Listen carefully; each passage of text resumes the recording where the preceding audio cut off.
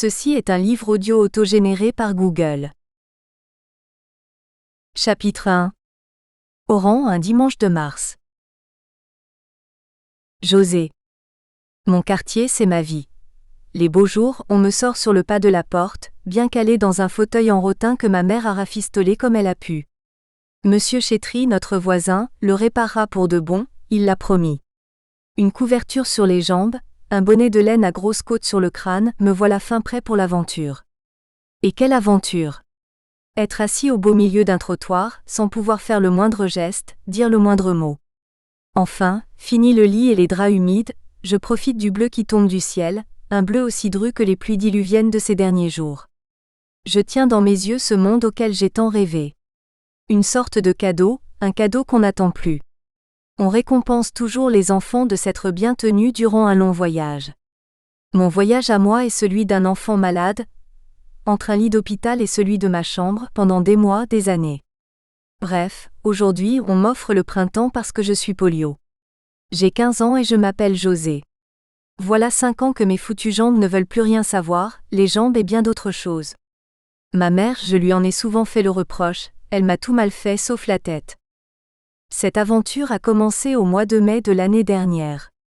On avait décidé de me faire prendre l'air un jour où le soleil était solidement ancré dans le ciel. Les mouettes traçaient de longs traits blancs avant de replonger vers le port. Leurs cris me transportaient.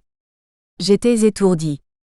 À mon côté, ma mère se tenait droite dans sa jupe du dimanche, le regard à la fois fier et inquiet vers ces gens qui arrivaient de toutes parts. La nouvelle s'était propagée de bouche en bouche. Nous étions prêts pour la fête et c'est bien nous qu'on fêtait. J'ai eu la joie de découvrir de mes propres yeux ces enfants dont j'avais entendu les voix de ma chambre. En même temps, je subissais les miasmes des vieilles personnes, leurs mains calleuses sur ma nuque, leurs voix sonores louant un Dieu que je ne connaissais que trop bien, primo par ma propre mère et secondo sous l'imagination prolixe et ô combien agréable, je l'avoue, de Monsieur Chétry qui est capable de transformer un seau de puce en passage de la mer Rouge par Moïse. On me trouva la mine palote, et on constata ma maigreur. Ce n'était pas faute de manger selon ma mère. Non, c'est à cause des médicaments, il en prend trop, ça lui démolit l'estomac. Trop était bien le mot, trop de médicaments, trop de monde pour cette première sortie. Je sombrais. Ma mère, tout à son affaire, mit un temps fou à s'en apercevoir. Nous rentrâmes. Le lendemain, les événements furent plus calmes. Ma mère, habillée de noir, commença cette fois par le commencement, c'est-à-dire par me présenter le quartier. Elle égrena un à un le nom des rues, plus comme un aboyeur que comme une préceptrice. Ces rues rappellent les victoires de Napoléon, Wagram, Austerlitz, Friedland, Ulm, la Révolution. Je ne sus que plus tard le sort de cette dernière. 1. Elle n'appartenait pas particulièrement à Napoléon II, elle était peut-être la seule et vraie victoire. À la longue, ma mère et moi, elle s'appelle Raymonde, nous n'eûmes plus besoin de parler, nous nous comprenions à demi-mot ou à demi-geste puisque je ne parle plus de la bouche. Nous sentions les choses. Nous nous sentions. Très vite, je ne fus plus un sujet d'actualité. On me laissa seule, enfin presque. Ma mère prit l'habitude d'aller faire ses courses puis de travailler. Je restais sous la garde discrète des Chétry. Des souvenirs émergeaient. Je marchais dans ma tête. Jardin du Petit Vichy, place d'Armes, front de mer, rue d'Arzeux, place de la Cathédrale, la statue de Jeanne d'Arc. Le printemps s'installait et moi avec. Les choses allaient si bien que lorsqu'un enfant se planta devant moi sans crier gare, j'en eus le souffle coupé. Un mélange de surprise et d'excitation. C'était rue d'Ulm. L'enfant s'apprêtait à tourner vers la gauche, vers la rue Wagram lorsque nos regards s'accrochèrent. Cela lui suffit pour dévier sa route, venir droit vers moi. Je tremblais. C'était un petit bonhomme d'à peine 7-8 ans, pas plus, habillé d'un tablier bleu foncé qui descend jusqu'aux genoux. Sitôt à ma hauteur, pas de salam alek. Je sais qui tu es, tu t'appelles José. Moi c'est Haïm, j'habite juste en face. C'est bien que tu sois là. Comme ça, j'ai un nouveau copain. J'en étais éberlué. Il allait poursuivre, on l'appela. Cet appel venait du petit rouquin que j'avais vu la veille en compagnie d'une grosse femme, sa mère probablement.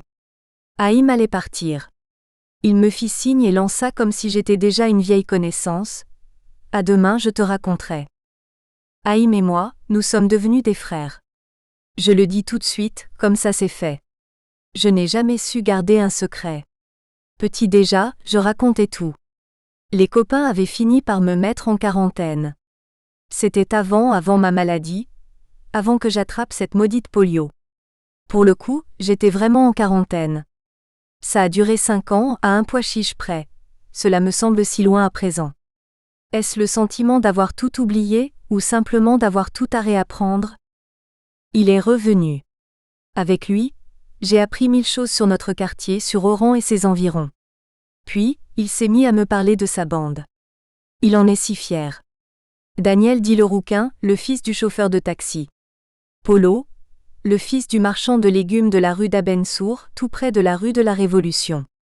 Dédé, leur chef, le fils du café au coin de la rue de Milan et de la rue de Lutchen. Edward, le fils de l'épicier. Robert, le fils du boucher. Albert et Haïm, mon copain, le fils du marchand de bonbons.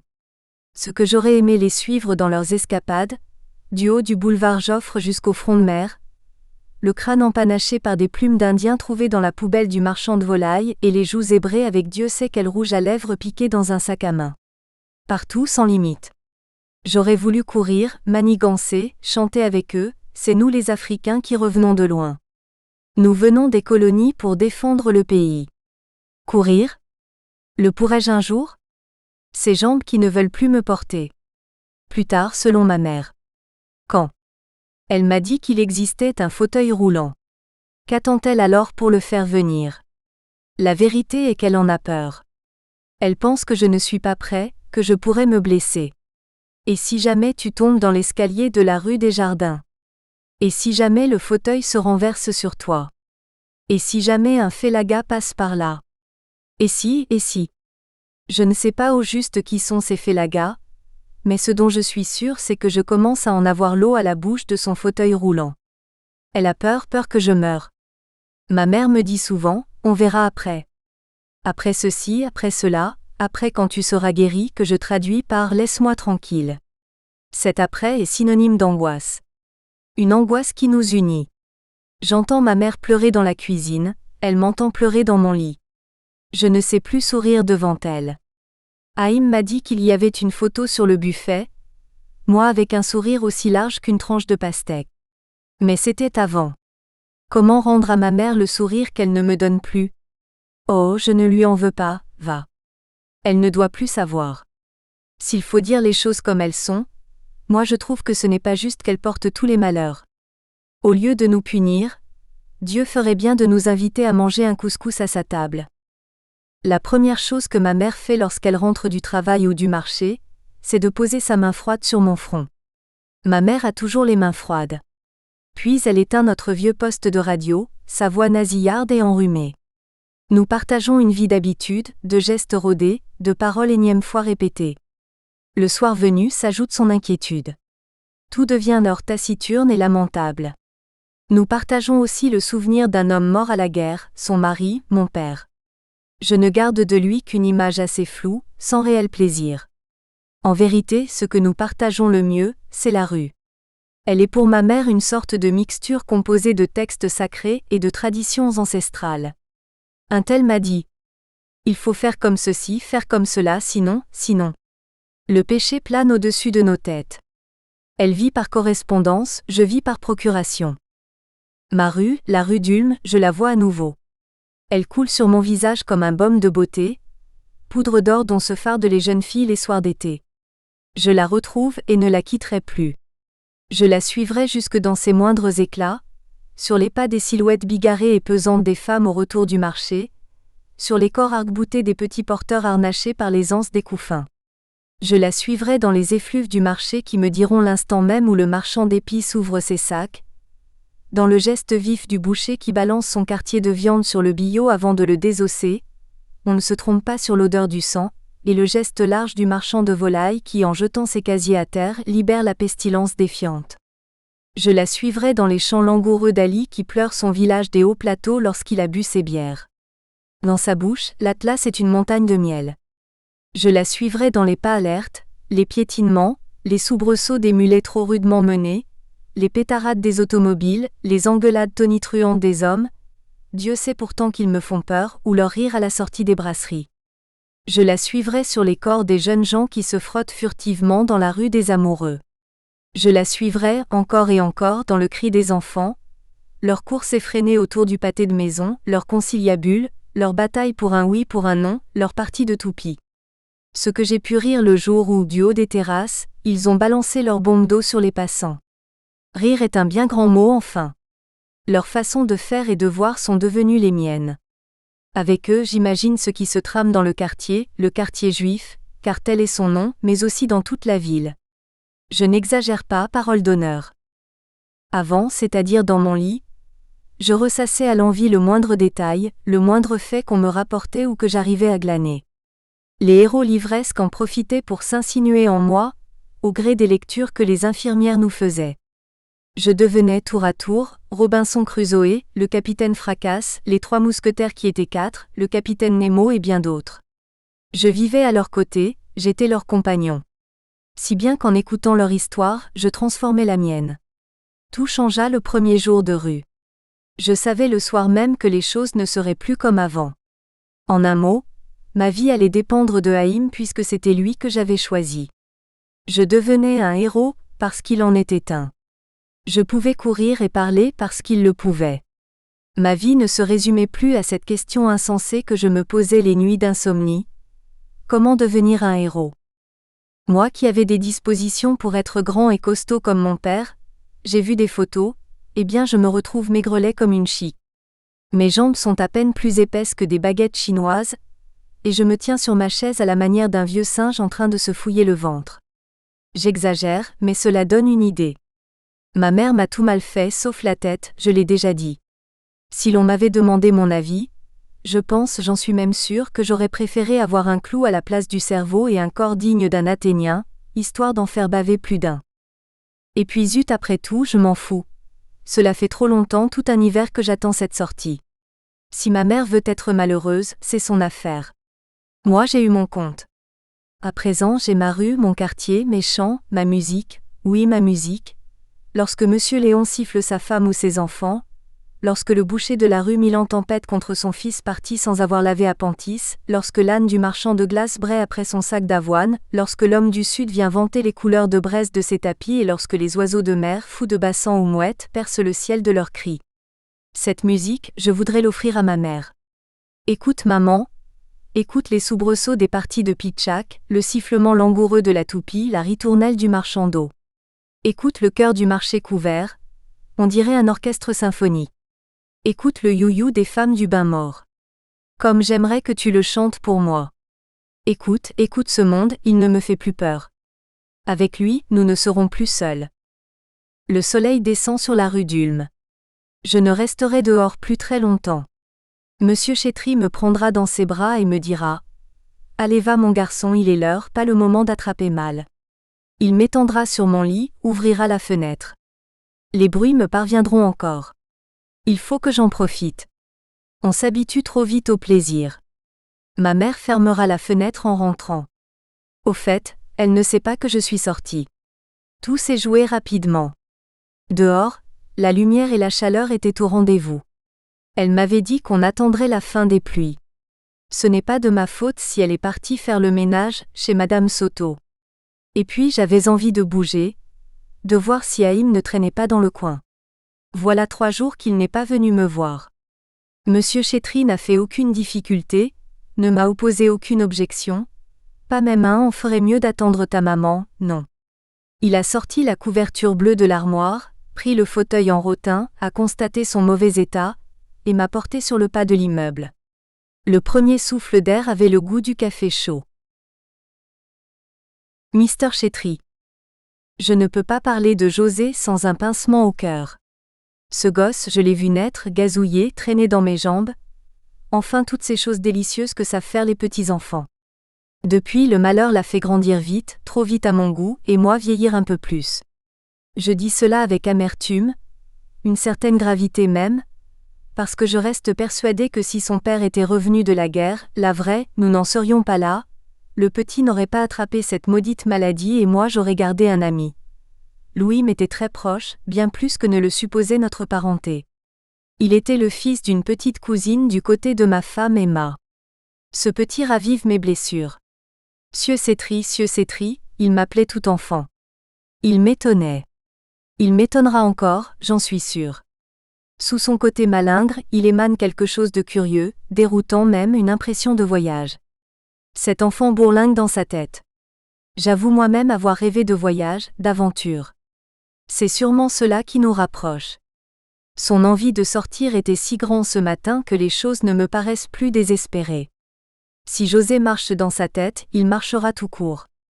Tout jeune déjà, il avait cette façon de mordre, de tout bousculer, de ne vouloir attendre à aucun prix.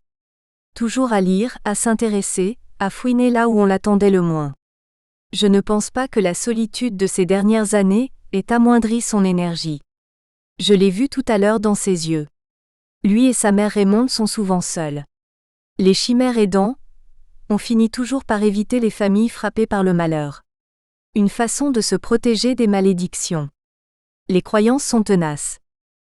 Raymonde nous vient de métropole. Là-bas, elle a été assez loin à l'école, mais elle ne s'en vante pas. Je ne dirais pas la même chose pour certaines personnes de chez nous, enfin celles qui pensent que leur certificat d'études vaut 10 fois plus que le diplôme de Polytechnique. 10 fois plus. Drôle de fille Raymonde, elle n'a jamais voulu quitter le quartier. Louis lui a laissé un sacré boulet, en ne revenant pas. Et si ce n'était que le petit? Tout la séparait de nous. Un peu comme si un poisson du pôle Nord était venu s'égarer dans des eaux chaudes. Non seulement c'est une patos mais en plus c'est une goye dans un quartier typiquement juif. Au début, les gens ne comprenaient pas cet entêtement. Ils l'ont pourtant aidée, puis ont fini par comprendre. Je pense qu'au fond, ils la considèrent toujours comme une étrangère. Une étrangère amoureuse. Rester était sa façon d'être fidèle à son Louis, de le garder le plus longtemps possible. Partir ou ne pas partir? On en parle de temps en temps avec ma femme, depuis que nos propres enfants nous ont quittés pour suivre leurs études à Paris. On a même pensé prendre un appartement ici à Oran dans un quartier plus chic, près des grands boulevards, histoire de montrer que nous aussi on a réussi. Mais nos enfants aiment bien ce quartier, alors nous sommes restés dans notre 2 pièces. Un peu aussi pour avoir un œil sur le petit José et Raymonde. Ce qui va nous tomber dessus n'est pas fait pour l'arranger. Moi-même, à 54 ans, je ne sais plus à quel saint me vouer. Il suffit de lire les journaux, d'écouter la radio, de tendre un peu l'oreille à une discussion pour s'apercevoir qu'il se trame quelque chose. Les attentats se multiplient dans le pays, et cela sans arrêt depuis les fameuses explosions du mois de novembre 54. On s'était dit, ce n'est rien, juste une passade, ce n'est pas vraiment chez nous puisque les poseurs de bombes viennent d'ailleurs. Les nefs Louis, le doigt dans l'œil jusqu'au coude. Sous-stèle ou pas sous-stèle, répression ou pas répression, les choses ne seront plus comme avant. Les journaux annoncent la guerre. La guerre, vous vous rendez compte. Plus personne n'est à l'abri. Il y a même un collègue à la mairie qui vient de se faire descendre en rentrant chez lui, à Équernul. Ce gars n'avait pourtant rien fait de mal, une patte d'homme. Une histoire de fou, le même jour tu vis, le même jour tu meurs. Déjà qu'avec Pétain, on n'avait pas tourné la tête qu'on n'était plus français. C'est à croire qu'on est des habitués du malheur, nous les Juifs d'Algérie. Raison de plus pour être vigilants. On en parle entre nous, avec les Français de France, les Espagnols, les Arabes, tous quoi. Ça fait si longtemps qu'on vit ensemble. Demandez-leur à qui appartient cette terre, et vous aurez autant de réponses que de bons hommes. Mon grand-père vivait à Marnia, non loin de la frontière marocaine, et mes aïeux avaient posé leur harde dans le Grand Sud, à l'orée du désert. Pas assez de doigts pour compter les générations. Je croyais que tout le monde avait compris, la paix pour tous. Une illusion. Si Gustave m'entendait, il me passerait un de ses savons. Gustave est un autre collègue de la mairie, un pacifiste de la première heure. N'empêche que le jour de l'enterrement du gars d'Eckmühl, il n'était pas le dernier à crier vengeance. Partir ou rester? Nous devrons choisir avec ou sans gaieté de cœur. La métropole est si différente par sa mentalité, ses coutumes. Je le vois quand nos 2 fils nous reviennent. Les Juifs n'y sont pas les mêmes. Ici, certains d'entre nous ont déjà fait leur choix. D'autres hésitent. Moi, ça me déchire les tripes. Serons-nous de nouveau sur le chemin de l'exil? Pour l'heure, un étranger de passage trouverait notre ville plutôt charmante, insouciante, chaude à l'envi, brûlante parfois en digne fille de la Méditerranée. Soir populeux, café plein à craquer, rue déserte à l'heure de l'intangible sieste. Les monuments sont d'une banalité déconcertante, tandis que les immeubles du front de mer sentent bon le modernisme, petits vendeurs de journaux à la criée, marchands ambulants dont les étals se réduisent parfois à un simple plateau et les marchands de figues de Barbarie à 5 sous pièce qui côtoient les petits cireurs de chaussures. L'étranger remarquera peut-être les fous de Bassan qui égaient notre ciel le temps des migrations. Il s'intéressera sûrement à notre parler, à notre pataouette, si beau, si attachant qu'à l'école nous avions 2 notes, la première pour l'écrit et la seconde pour le parler. Si par hasard, il prenait à cet étranger l'envie de rester un peu plus longtemps, il découvrirait le vrai visage de notre cité, non pas ce cliché qu'on lui affuble à la va-vite parce qu'on est d'Alger ou d'ailleurs. Une ville faite d'hommes et de femmes aux dialectes et coutumes entremêlés, même si les Oranais d'aujourd'hui vivent dans des quartiers plus ou moins typés. La marine pour les Espagnols, le village nègre et la Casbah pour les Arabes, qu'on confond parfois avec les Berbères, le quartier juif pour les Juifs et le quartier européen pour les Français de métropole et tous ceux qui les ont rejoints. Ces quartiers n'ont rien de ghetto, bien au contraire. Le jour où ils le deviendront, si jamais ils le deviennent, alors là les carottes seront vraiment cuites. C'est Norbert Toledano, un jeune inspecteur de police qui parle. Je le croise à la mairie quand il vient pour la paperasse. C'est un gars de chez nous, mais il n'habite pas le quartier. Je lui parlerai de Raymond et du petit. Il comprendra. Une sorte de trouble, déjà tenace, s'est insinué chez chacun d'entre nous. Les gens rentrent chez eux de plus en plus tôt. La vigilance s'accroît. Ce qui pouvait paraître banal il y a quelques semaines, par exemple la présence d'un cocher menant à U et à Dia son mulet, ou celle d'un vendeur à la sauvette un peu trop voyant, peut prendre des proportions démesurées, voire incontrôlables. On m'a rapporté qu'un voyageur s'était fait agresser à la gare, parce que des hommes pensaient que sa valise était bourrée d'explosifs. C'est ainsi que naissent les ratonnades. Mot aussi laid que l'ignominie qu'ils caractérisent. Certains ne cachent pas leur engouement à débattre tout de suite. Que les choses soient enfin claires. Pour qui ? Des photos de massacres circulent sous le manteau, atroces. Elles ne sont pas faites pour rassurer.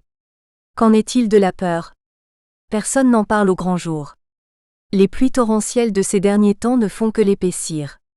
Nous laisserai-je égorger Emma et moi ?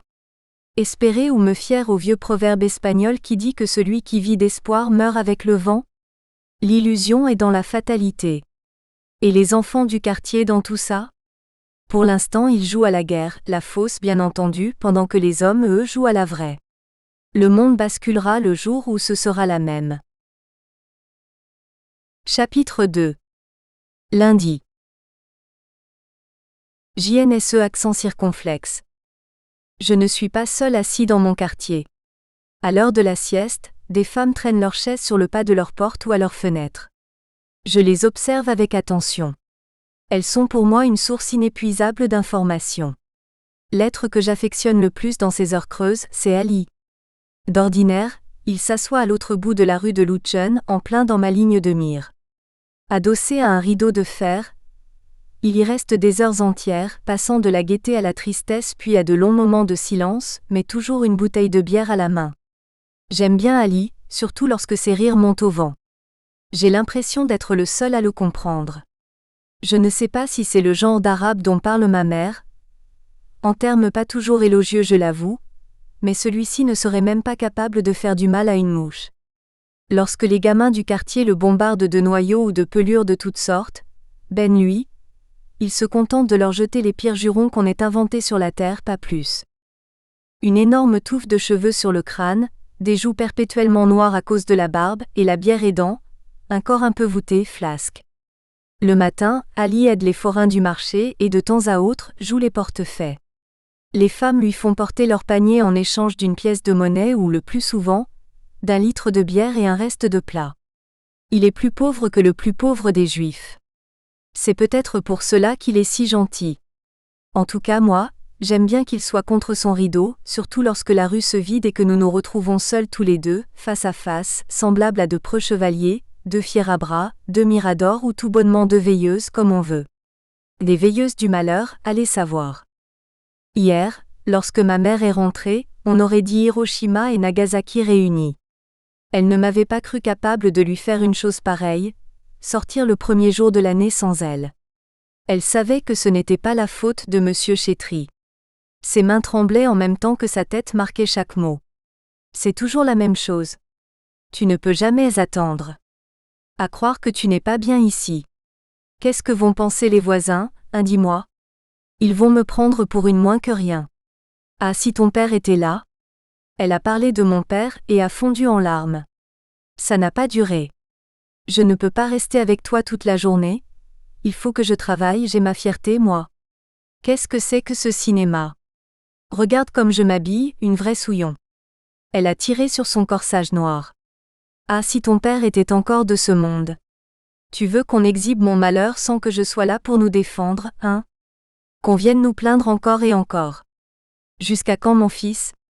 Sa voix est tombée avant de reprendre sur un ton que je ne lui connaissais pas.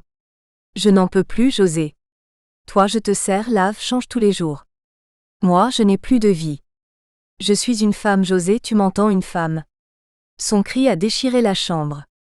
Ma mère a grippé ses cheveux et cogné ses tempes. Puis, dans un geste lent, elle a posé ses mains à plat sur sa jupe noire. Transie de froid, visage défait et gorge nouée, elle semblait vaincue. Elle s'est réfugiée dans la cuisine. Une voix hachée par les sanglots m'est parvenue. Si je suis ici, c'est pour lui et pour son père. Pour qu'il connaisse ce que Louis a connu. Comment aurais-je pu faire autrement? Personne n'a voulu de moi, de nous, personne. Tout ça pour une angine qui a mal tourné. J'ai fait de mon fils un infirme. Je suis punie. Elle est revenue, s'est assise sur le bord de mon lit. J'ai touché sa jupe. Mon fils, José, mon fils. Sa colère était tombée. Excuse-moi, j'ai dit plein de méchanceté. Je sais bien que tu veux être comme les autres enfants. Si tu crois que je n'ai pas compris ton cinéma. Tu grandis. On grandit tous à sa façon. Les médecins disent que tout n'est pas perdu, que tes jambes reviendront avec le temps. Quand? Je ne sais pas. Pour cela, il faudrait aller en France. En France, tu te rends compte? Non, tu es trop petit. En France, il y a des spécialistes. Ses yeux brillaient. Elle était belle. Quand comprendra-t-elle que ce que j'ai fait est aussi pour elle? Sortir est ma façon de lui dire, sors toi aussi, vis à ton tour. Nous irons aussi à Angers, voir mes parents. Ils ne te connaissent pas. Ils n'ont jamais voulu. Tu verras, c'est un pays magnifique, merveilleux, des champs, des rivières, je t'emmènerai partout. J'avais ton âge. Plus elle parlait, plus je grandissais et plus je m'éloignais. Je n'ai pas envie d'aller à Angers, connaître ces gens qui n'ont pas voulu d'elle parce qu'elle a épousé mon père. Tu sais, je l'aimais si fort. Je suis restée ici dans son quartier, là où il a grandi, pour le garder encore près de moi, tu comprends? Haïm m'a dit que nos deux pères avaient été ensemble en Italie, à Cassino. C'est là que le mien est mort. Et puis ici, ils ont été si gentils avec nous, si gentils. J'aurais bien voulu m'appeler Louis comme mon père. José est celui d'un oncle du côté de ma mère. Il paraît qu'il est venu nous voir une fois. Je ne m'en souviens pas. Ma mère a parlé longtemps, longtemps. Sa voix s'était muée en une musique douce. Je me suis endormie. Cette nuit-là, il y a eu des explosions, des vraies. Haïm est venu me voir.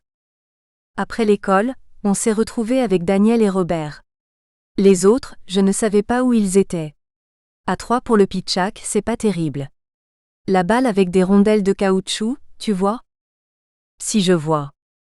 Alors on a pensé à Daniel. Daniel Legrand, tu connais l'apprenti, le fils du coiffeur? Si je le connaissais. Ni une ni deux, on se met devant le salon. On regarde.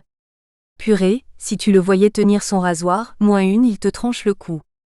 Je sais pas si je lui laisserais mes tifs.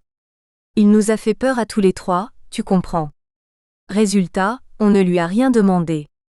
Dommage. Une fois je l'ai vu un pitchak au pied, une vraie merveille. Plat du pied, genou droit, gauche, poitrine, tête, on dirait que le pitch, il le tient par un élastique. En plus, il est capable de finir par une javalette du gauche. Imparable. Il a la mèche sur le front, je te le dis. Mais tu ne le répètes pas, hein, on dirait la mèche d'une femme qui vient chez ma mère pour les essayages. Des filles spéciales, tu comprends? Elle monte de la marine. De la marine ou d'ailleurs, on s'en fout. Bon. On décide quand même d'aller jouer tous les trois. D'entrée Robert, il veut qu'on prenne son pitch. Tu parles, il est aussi lourd qu'un kilo de merguez. Il l'a coupé trop gros. Finalement, on a pris le mien. La chambre à air, on l'a trouvée ensemble un jour dans un vieux carton de la rue de Zurich. Dédé, il a dit race, alors on a partagé. Bientôt il va m'expliquer race ou ni race, on partage ou on ne partage pas. Pour qui il me prend? Au lieu de parler, j'aimerais bien qu'il me le montre son pitchak. Avec mes baskets aux pieds, j'avais une longueur d'avance. Des aigles avec la pastille blanche sur le côté, tu te rends compte. Je jongle 10, 30, 50 fois si je veux. Pas mal, pas mal. Mais qu'est-ce que c'est cette histoire de basket? On pourrait jouer pieds nus au pitch si on voulait. Jongler pas trop haut, pas trop bas, reposer le pied à chaque coup. Je me demande bien pourquoi Daniel, le rouquin, n'approche pas? Je ne vais pas le manger. Robert, il s'est mis dans les buts. Hop hop hop, une partie du tonnerre. Rien nous arrêtait Daniel et moi, jusqu'au moment où Dédé, 7, est arrivé. Sa mine en dit long sur le Dédé en question. Dédé comment? Je sais seulement que c'est lui le chef de la bande. Moi non plus, je n'aime pas les chefs. Il m'énerve ce rouquin à sautiller comme ça. De deux choses l'une, ou il a envie de pisser ou il nous joue la danse du scalp. À mon avis, ce n'est pas pour rien qu'on le surnomme l'Indien. Comment m'appelle-t-on moi? Le cul-de-jatte, le bavoir, l'éclopé, clopin-clopant, le fils à sa mère, bouche cousue, la tremblote ou tout simplement l'infirme. J'en ai d'autres de surnoms, histoire de ne pas être pris au dépourvu, œil de lynx, le planqué, le gardien de la rue, la borne kilométrique, le pathos, le hérisson et aussi le pot de polio et de pot de chambre réunis. Faut dire que ma chaise est percée pour les besoins. La mère de Daniel s'est mise à l'appeler du balcon. Ils habitent la rue de Lutschen, tu sais? Ben non, pas cette fois. Le panier descendait au bout d'une corde. Ça lui plaisait pas trop à Daniel de faire les courses. On l'a attendu. Robert m'a promis de la ficelle de chez son père. Je vais pouvoir me faire un parachute, la grande classe. On ira le jeter depuis la rambarde de la rue de l'Aqueduc. Daniel le rouquin. Haïm, faut toujours qu'il en rajoute devant son José.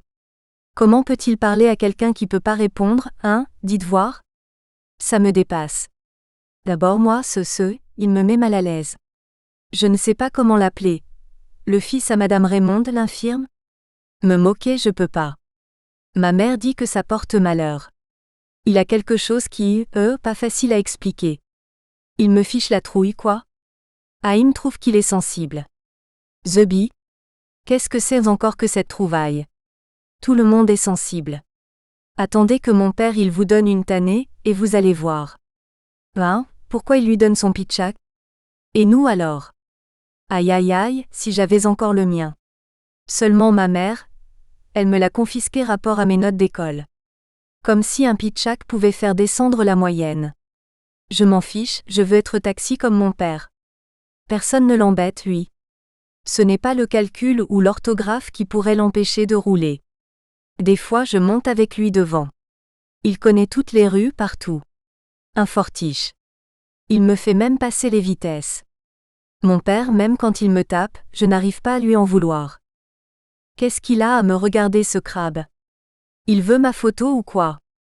Avec ses yeux, j'ai l'impression qu'il me déshabille. Pas de ma faute à moi si je suis rouquin. Ils peuvent tous m'appeler la Pache, la crevette ou jaune d'œuf, tous sauf lui. Lui, c'est pas mon copain. Purée de ses os. Si Haïm continue avec son José, moi je vais voir Robert. Édouard est puni parce qu'il a cassé des bouteilles de lait. Dédé, lui, doit se coltiner les casiers que le livreur a déchargés devant le bistrot de son père. Si ma mère m'a appelé du balcon, son père lui est venu le chercher en personne. Allez oust au boulot. Quel rêche-main. La honte pour toute la semaine.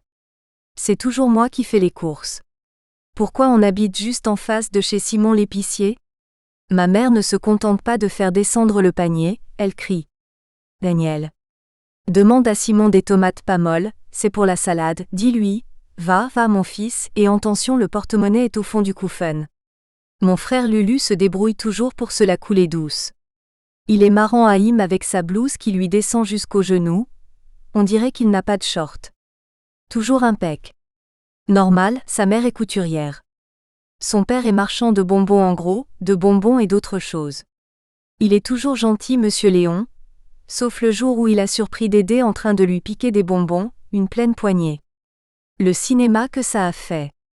Pour finir Dédé, il a pris 2 tannées, une de Monsieur Léon et une de son père Monsieur Bénichou, chariot qu'on l'appelle.